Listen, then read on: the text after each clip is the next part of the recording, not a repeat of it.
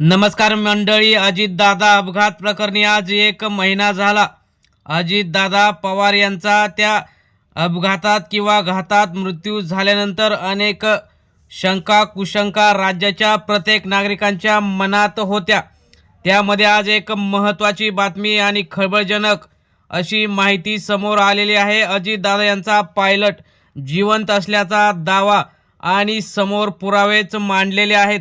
त्यामुळे नेमकं अजितदादा हे या अपघातात गेले आहेत की त्यांचा घात केला आहे की दादा पुन्हा येणार, अशी जोरदार चर्चा रंगलेली आहे. नेमकं काय झालंय ते सविस्तर आपण बघणार आहोत. चॅनलवर जर तुम्ही नवीन असाल तर चॅनल सबस्क्राईब करून बेल आयकॉन प्रेस करा, म्हणजे रोज नवनवीन राजकीय तथा इतर सर्व घडामोडी तुम्हाला बघायला मिळतील. महाराष्ट्राच्या राजकारणात पुन्हा एकदा मोठी खळबळ उडाली आहे.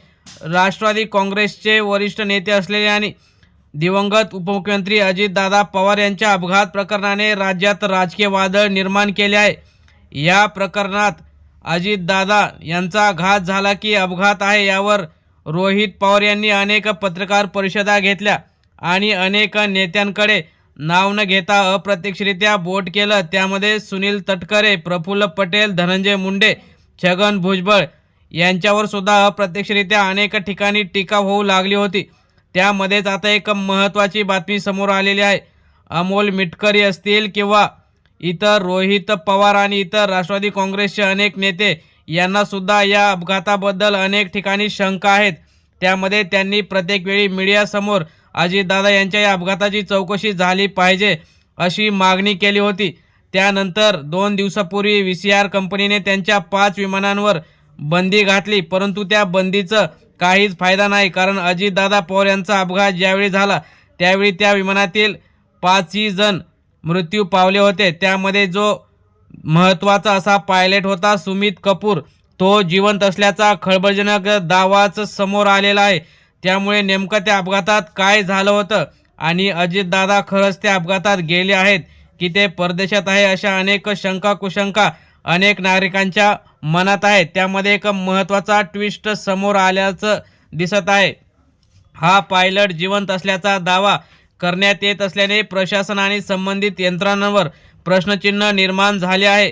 अपघात नेमका कसा झाला, त्यामागील काय कारण होते आणि त्यावेळी सुरक्षा यंत्रणांची भूमिका काय होती, याबाबत अनेक प्रश्न उपस्थित केले जात आहेत. सुरुवातीला या प्रकरणाला साधा अपघात म्हणून पाहिले जात होते, मात्र आता काही नेत्यांनी केलेल्या दाव्यामुळे हे प्रकरण अधिकच गंभीर बनलेले आहे. अमोल मिटकर यांनी या धक्कादायक दावा केलेला आहे. त्यांनी सांगितलं की या अपघातात मृत्यू झाल्याचे सांगितले गेलेले पायलट प्रत्यक्षात जिवंत आहेत. त्यांनी सांगितले की या प्रकरणात अनेक गोष्टी लपवल्या जात आहेत. ब्लॅक बॉक्सचा जो काही महत्त्वाचा पुरावा आहे तो सुद्धा समोर आणला जात नाही. मिटकर यांनी प्रशासनावर केलेल्या आरोपावर उत्तर देताना अनेक ठिकाणी त्यांनी सांगितले की पायलट जिवंत असतील तर त्यांच्या मृत्यूची खोटी बातमी का देण्यात आली, यामागे नेमका कोणाचा दबाव आहे, या गोष्टींची सखोल चौकशी झाली पाहिजे. त्यांच्या या वक्तव्यामुळे राज्यातील राजकीय वातावरण तापलेलं आहे. रोहित पवार यांचेही गंभीर प्रश्न त्यांनी समोर मांडले होते. त्यांनी म्हटले की अपघात प्रकरणात अनेक विसंगती आहेत. सुरुवातीला देण्यात आलेली माहिती आणि नंतर समोर आलेली गोष्ट यामध्ये मोठी फरक आहे. रोहित पवार यांनी प्रशासनाला आव्हान देत म्हटले की या प्रकरणाची निष्पक्ष चौकशी केली पाहिजे. जर काही चुकीचे घडले असेल तर त्यामागील सत्य जनतेसमोर आले पाहिजे. त्यांनी हेही सांगून टाकले की जनतेचा विश्वास टिकवण्यासाठी पारदर्शक चौकशी आवश्यक आहे. प्रशासनाची भूमिका संशयाच्या भोवऱ्यात या सर्व दाव्यांमुळे प्रशासनाच्या भूमिकेवर प्रश्नचिन्ह निर्माण झालेले आहेत. त्यामुळे सुरुवातीला पायलटचा मृत्यू झाल्याचे सांगण्यात आले, मात्र आता तो जिवंत असल्याचा दावा करण्यात येत आहे.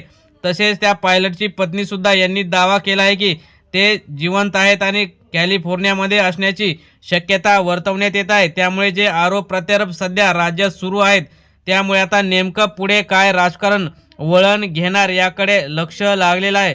त्यामुळे अजित पवार यांच्या विमान अपघाताला 1 महिना झाला तरी मात्र या प्रकरणातील शंका अधिकच गडद होत चालल्याचं मत अमोल मिटकर यांनी व्यक्त केलं. दादांचं विमान उडवणारा सुमित कपूर कॅलिफोर्नियात आहे का, अशा आशयाचे खळबळजनक दावे त्यांनी केले.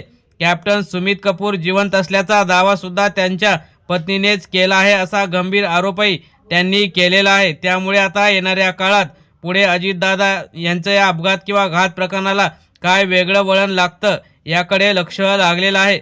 मित्रांनो, तुम्हाला काय वाटतं, अजितदादा यांचा घात झाला आहे की अपघात? तुम्ही सुद्धा आपल्या प्रतिक्रिया कमेंट बॉक्समध्ये जरूर कळवा. धन्यवाद.